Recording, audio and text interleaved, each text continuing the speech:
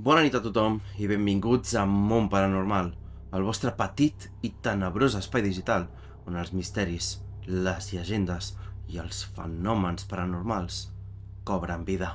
Com podeu veure, aquest no és un capítol del podcast com a tal, sinó que és un nou format en el qual farem vídeos més breus de temes que segurament no podríem tocar en un capítol del podcast per la seva curta extensió. Avui us porto un cas de true crime que us sorprendrà. Per què? Perquè lo paranormal té un paper cabdal. Una dona assassinada brutalment a casa seva. Cap sospitós, cap pista clara. El cas semblava condemnat a quedar-se sempre sense resoldre, però de cop i volta tot fa un gir de 360 graus. Tot un misteri que a dia d'avui segueix sorprenent i posant la pell de gallina a tot aquell que descobreix aquest cas. Avui us parlem del cas de Teresita Bassa.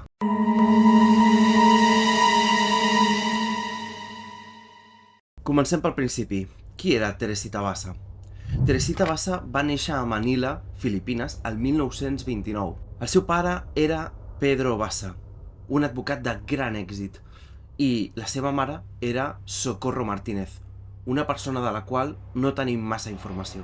A Teresita li encantava tocar el piano, era una de les seves grans passions, i gràcies a la feina de la seva família va poder viatjar i viure a Chicago per estudiar precisament piano. A Chicago, finalment, es quedaria a viure i a treballar, inicialment donant classes de piano, però al final, amb el temps, l'amor de Bassa per la música va quedar en segon pla i gradualment va començar a centrar la seva atenció en estudiar la carrera de Medicina. Poc després d'acabar els estudis de Medicina, va començar a treballar a l'Hospital Edgewater, on exercia com a terapeuta especialitzada en malalties respiratòries, l'especialització que havia decidit estudiar en la seva carrera. Allà, Teresita era coneguda com una dona obstinada, meticulosa, molt reservada, però molt afable també, molt simpàtica quan parlava amb ella. No tenia grans amics, però es portava bé amb tothom, podríem dir. En paral·lel, també seguia donant classes de piano quan podia, per tenir com un petit sobresou, no? Però sí que és veritat que ella vivia sola i tenia una vida molt discreta, molt tranquil·la.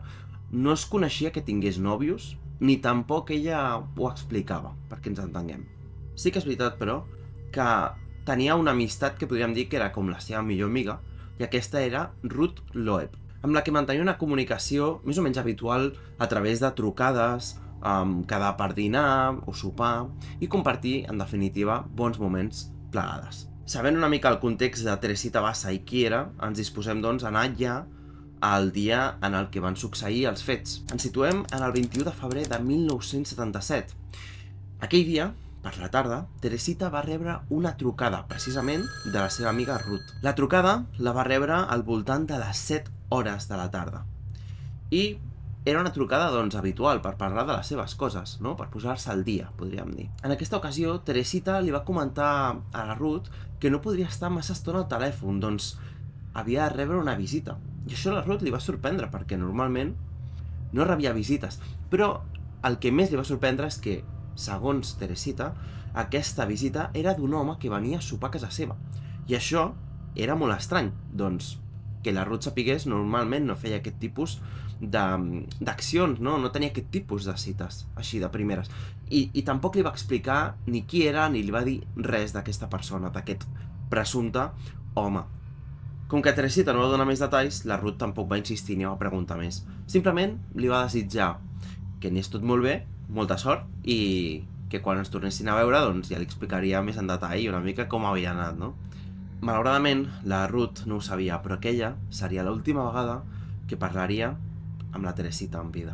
2 hores més tard, els veïns de l'edifici van començar a notar una pujada de la temperatura acompanyat d'una forta olor a cremat i fum que provenia del pis de la Teresita. Alertats, van anar al pis de la Teresita a picar a la porta, però ningú va respondre. Veient tots els signes d'un possible incendi, van decidir trucar immediatament als bombers. Quan els bombers van aconseguir extingir les flames, després d'uns minuts dificultosos per extingir les flames, va quedar al descobert una escena horripilant. tirat al terra de l'apartament i a sota d'un metal escremat, com si es volgués tapar el que hi havia sota, van trobar el cos incinerat d'una dona. El cadàver no duia cap peça de roba a sobre i tenia un ganivet de grans dimensions incrustat en el pit. Així doncs, es trobaven davant l'escena d'un crim i el matalàs havia servit per iniciar un foc amb la intenció de desfer-se de possibles proves. Gràcies a la rapidesa dels bombers, el cos de la víctima no va quedar totalment carbonitzat i això va fer que la policia pogués identificar-lo. I sí, com us podreu imaginar, el cos pertanyia a Teresita Bassa, de 48 anys. Així doncs, els investigadors van recórrer tota l'escena del crim, buscant pistes i van començar a treballar en les primeres hipòtesis. Una d'elles, per no dir la principal, era que es tractés d'una agressió. Doncs la víctima estava totalment nua, no portava cap peça de roba. Els resultats de l'autòpsia, però, van descartar aquesta hipòtesis. I malauradament, l'incendi havia aconseguit eliminar moltes de les proves, cosa que va dificultar molt als investigadors poder trobar noves pistes, no?, dels que tirava del fil. Però una d'elles sí que es va salvar, i aquesta tindria un paper molt més important del que es podien imaginar inicialment la policia. Aquesta era una nota que curiosament no s'havia arribat a cremar. Presumptament havia estat escrita per Teresita i aquesta l'havia deixat a la tauleta de nit com a recordatori. A la nota hi havia escrit: aconseguir entrades de teatre per A.S. A partir d'aquí, doncs, la policia tenia com una pista partida del fil. A.S. era una empresa, era una persona, s'entén que per tema d'entrades, doncs segurament seria una persona. I van començar a buscar algú amb aquestes inicials. I, òbviament, doncs van començar pels seus cercles més propers. Família, amistats, companys de feina.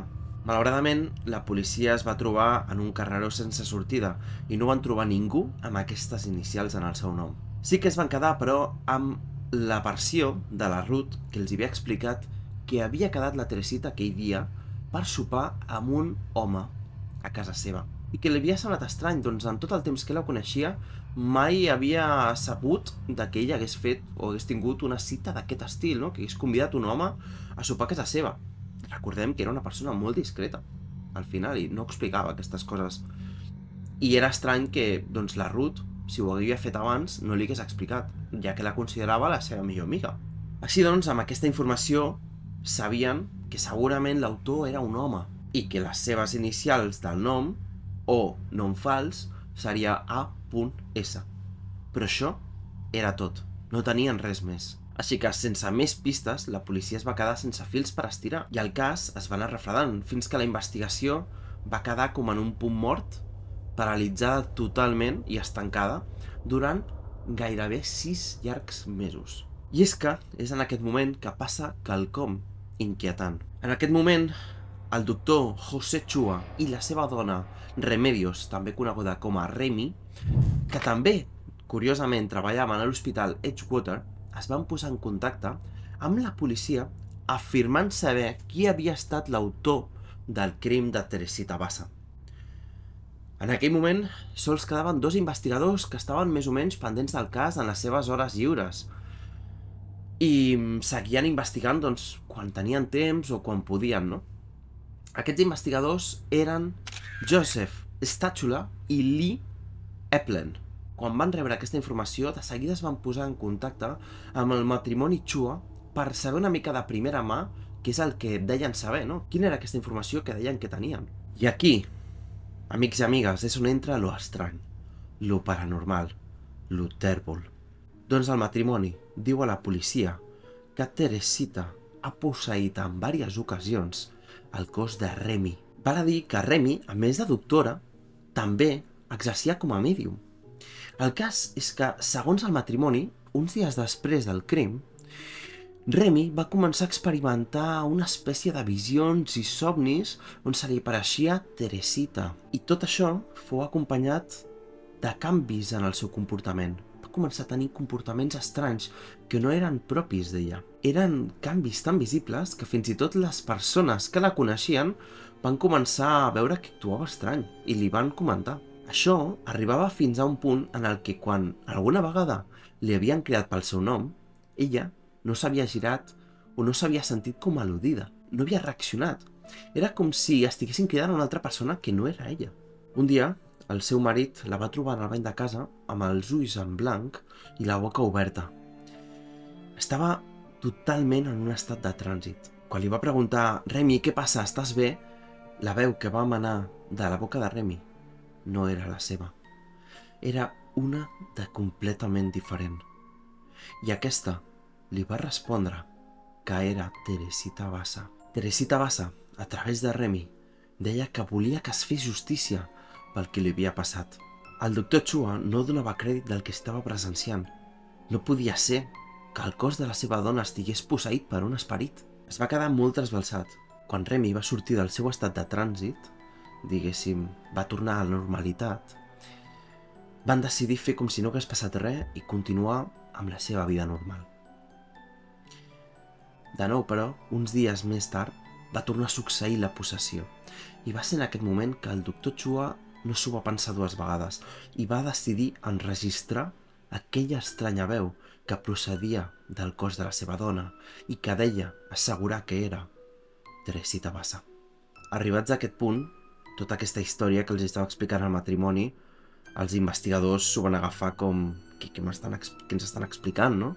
No donaven crèdit d'aquesta història. Com dues persones de ciència explicaven que una d'elles havia estat posseïda per un esperit. I a més ho explicaven d'una forma tan convençuda, tan clara, no? Com realment ho estaven vivint.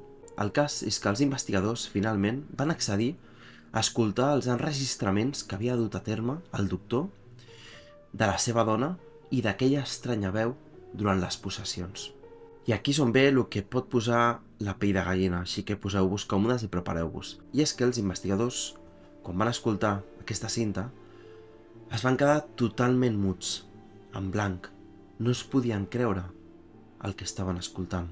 En els enregistraments, la veu donava molts detalls del crim que no havien sortit a la llum pública. Detalls com, per exemple, que ella no havia patit una agressió sexual. Recordem que inicialment aquesta era la hipòtesi principal i que l'autòpsia posterior va descartar aquesta hipòtesi. Però els resultats d'aquesta autòpsia mai van sortir a la llum. O sigui que no estava en coneixement de l'opinió pública, la qual cosa, allò era impossible que ho sapiguessin. Però això no és tot, perquè la veu també va explicar que la persona que l'havia assassinat també havia robat unes joies que tenien al pis. I el més important és que va acusar directament a la persona que l'havia assassinat. Aquesta veu assegurava que Alan Showery havia sigut l'autor del crim. Aquest home treballava en el mateix hospital com a tècnic respiratori. Aparentment Showery es trobava en un moment complicat a nivell econòmic i Teresita, sabent-ho, doncs havia ofert a ajudar-lo pagant-li generosament perquè fes petites feines per ella. Va ser en aquell moment que Showery es va adonar que Teresita venia de bona família, que era una família benestant, que tenia diners, i va ser en aquell moment que va decidir i robar-li els diners. Clar, la policia no s'acabava de creure aquesta història, però aquell matrimoni els acabava de donar diverses pistes, i eren les millors pistes que havien tingut en els últims mesos.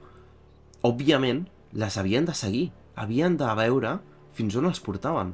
Així que això és el que van fer. A més, el nom de l'autor, Alan Showery, coincidia perfectament amb la nota que havien trobat escrita per Teresita en el seu pis, A.S., amb la qual cosa tot semblava quadrar estranyament. Així que van seguir aquestes pistes i van investigar Alan Showery. I al fer-ho van començar a veure que era altament sospitós i per diverses raons. Primer de tot, vivia molt a prop de Teresita, de fet a pocs minuts caminant. Segon, quan van començar a preguntar per ella a l'hospital i la seva relació amb la Teresita, van començar a saber i a descobrir rumors que hi havia en el qual algunes persones havien escoltat que a vegades havien parlat sobre aquell dia que ho havien passat tan bé o que havien de tornar a quedar per fer X plan. Clar, al descobrir tots aquests elements, els agents van demanar una ordre de registre per accedir al domicili d'Alan Showery. I quan van accedir a l'apartament d'Alan Showery a West Shoebury 630, el que van trobar allà a l'apartament va ser molt revelador. I és que allà es trobaven les presumptes joies robades del pis de Teresita. Joies que va confirmar la seva amiga Ruth que eren, efectivament, les que tenia Teresita. Però hi ha una cosa que no has explicat i que encara és més revelador. I és que aquella veu de l'enregistrament també va explicar que una de les joies que li havien robat era una joia de perles que li havia regalat la seva mare. O sigui, la mare de Teresita havia tingut una joia de perles durant gran part de la seva vida. I quan Teresita va tenir certa edat, va decidir regalar-li a ella. Podríem dir, doncs, que es tractava d'una joia familiar molt particular, perquè venia més de França. I és que, a més, la veu havia dit que l'autor, Alan Showery, havia regalat aquest collar de perles a la seva amant, Yanka Kamluk, que també justament es trobaven al domicili en el moment que van fer el registre, i que ella deia que aquestes joies eren seves. Aquest collar, posteriorment, es va confirmar per part de la mare de Teresita que era el que ella li havia regalat a la seva filla. Així doncs, tot semblava quadrar amb el que deia la veu de Remy, la dona que havia estat posseïda. Immediatament, veient que tot quadrava, la policia va arrestar a Alan Showery com a culpable del crim. Ell, inicialment, va negar tota acusació, dient que ell simplement havia ingressat en el pis, en l'apartament de Teresita, per arreglar-li el televisor. Doncs ella li havia demanat i li havia dit que li pagaria uns diners. I que després d'arreglar-li el televisor, simplement ella havia marxat. Però quan la policia va parlar amb la seva amant, aquesta els va dir que l'Alan no tenia ni idea d'arreglar coses electròniques com un televisor, i que tampoc tenia les eines per fer-ho.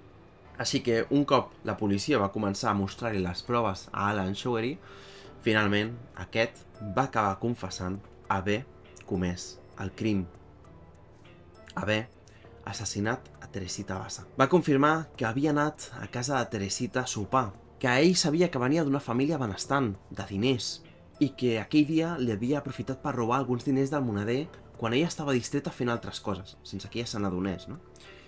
I que havia decidit, doncs, marxar de l'apartament abans de que tornés. Però que passat uns minuts, quan estava fora, s'ho havia repensat, així que va decidir tornar al seu pis, assassinar-la i intentar fer passar aquell crim per alguna cosa més, com per exemple una... Un cop comès el crim, va començar a regirar tot el pis buscant més diners, però l'únic que va trobar van ser les joies que va robar i $40. Amb totes les cartes a la mà de la policia va començar el judici d'aquest cas. Però un cop va començar el judici, la cosa va canviar perquè Showery es va retractar de la seva confessió i d'haver comès aquell crim, dient que la policia l'havia amenaçat d'arrestar també la seva xicota, que estava embarassada, si ell no acceptava haver comès el crim. Finalment, davant de tota aquella sèrie d'acusacions, confessions, que sí, que no, el jurat popular no es va poder posar d'acord sobre el veredicte i el tribunal va declarar-lo nul. I és que a l'acusació també li va costar molt poder justificar i explicar com havien aconseguit capturar el culpable gràcies a les declaracions d'una persona que estava posseïda i que deia que era la pròpia víctima del crim i qui havia sigut el seu autor, no? Qui l'havia assassinat. I el cert és que més enllà de les joies robades i de la nota trobada amb les seves inicials, no tenien realment massa més proves per acusar-lo. I menys en aquell moment que Alan Showery s'havia retractat de la seva confessió. Amb tot això, com que s'havia declarat nul el judici, es va decidir, doncs, tornar a fer un segon judici un mes després. I aquest segon judici va captar l'atenció de tots els mitjans i la societat. Va generar una gran expectativa, amb titulars com "Una veu des de la tomba va identificar el sospitós d'assassinat?". En aquest segon judici, la defensa d'Alan Showery va acusar el matrimoni Chua de mentir deliberadament i de que tot allò de la possessió era una farsa per incriminar-lo. Per part de la fiscalia van intentar modificar una mica el discurs per no centrar tant el tema en tot el que era la possessió i la declaració de Teresita a través de la mèdium, de Remy, per centrar-se més en tot el que va ser la investigació, la dura investigació que van dur a terme a partir d'aquella pista inicial. D'aquesta manera, ara sí, van aconseguir que el jurat popular declarés com a culpable a Alan Showery. Showery va ser condemnat a 14 anys de presó per l'assassinat de Teresita Bassa, robatori i incendi domèstic. La veritat és que 14 anys em semblen poc per tot el que va fer. Tristament, però, la cosa no acaba aquí, perquè els advocats d'Alan Showery van apel·lar que les possessions no podien ser un element vàlid en cap judici ni empresonament. Doncs no existeix jurisprudència al respecte. Així doncs, van acabar alliberant a Alan Showery al 1983, després de 5 anys d'empresonament. I la cosa segueix, perquè més tard el matrimoni Chua va escriure un llibre sobre aquest cas explicant el seu punt de vista. Però el més fort és que també es va saber que entre el matrimoni Chua i Alan Showery havia hagut conflictes professionals, doncs Showery va acusar el matrimoni Chua d'haver dut a terme mala praxis amb pacients en més d'una ocasió. O sigui, és com si el matrimoni Chua i ell haguessin tingut problemes i el matrimoni hagués volgut desfer-se'n. Molt estrany tot plegat. Com a curiositat final, comentar que l'Hospital Edgewater va tancar les seves portes al 1990 per dur a terme operacions innecessàries, que sona a algú tèrbol, a algú estrany. Des de llavors, l'Hospital Edgewater està abandonat i té aquest aspecte. Com us podreu imaginar, molta gent que l'ha visitat assegura que en aquest lloc hi passen coses estranyes i que s'hi han pogut captar fenòmens paranormals, com si d'alguna manera aquell hospital i totes les coses, diguem, tèrboles o operacions innecessàries que es van dur a terme haguessin impregnat el lloc. El cert és que a dia d'avui, si busqueu per internet, trobareu vídeos de gent duent a terme urbex en el lloc, duent a terme rituals o gent que ha trobat rastres de rituals, a més de lo típic d'actes vandàlics, no? Com podríem trobar a l'Hospital del Tòrax, per posar un exemple més de casa nostra. I fins aquí el cas. Ara bé, com és possible que Remy Chua, el matrimoni Chua, sabessin tants detalls de la investigació que no havien sortit a la llum? Va ser una possessió real? O una simple casualitat molt casual? O és que potser estaven més implicats en el cas del que puguem imaginar? Encara a dia d'avui, aquest cas segueix sense oferir totes les respostes. Una cosa sembla clara, i és que Alan fou l'autor. Però va ser l'esperit de Teresita realment qui va parlar a través de Remy Chua per acusar-lo? És un misteri. Vosaltres què creieu? Deixeu-nos les vostres teories en els comentaris. Si us ha agradat aquest vídeo, recordeu fer like, subscriure-us i compartir-lo. Amb això ajudareu moltíssim a creadors de contingut com nosaltres a poder fer front al salvatge algoritme de YouTube. Ens veiem aviat amb més històries que us posaran la pell de gallina. Bona nit i dolços somnis.